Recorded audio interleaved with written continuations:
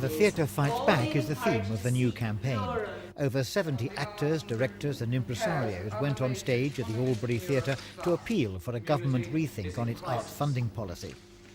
Consistent cuts in grants in real terms since the current government came to power have left the theatrical industry £20 million in the red, they say, and is threatening the grassroots of the industry as never before.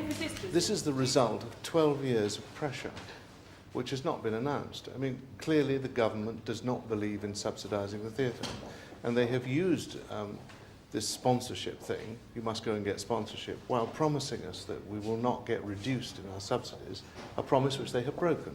This country's got a reputation abroad, I think, for the finest theatre and the finest television as well. I think our reputation of the finest television comes from the roots in the theatre. It's very short-sighted of the government not to recognise that fact.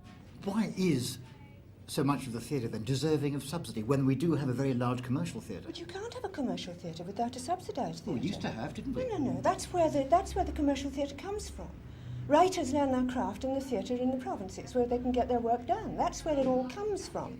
And you can't have a decent television without the subsidised theatre, the theatre in the province. That's where we all learn our craft. The campaign makes the point that it's not just famous organisations like the Royal Shakespeare Company which is affected. The RSC is closing down at the end of this week for 4 months, it says, to reduce its overall deficit from £4.5 million to £3 million.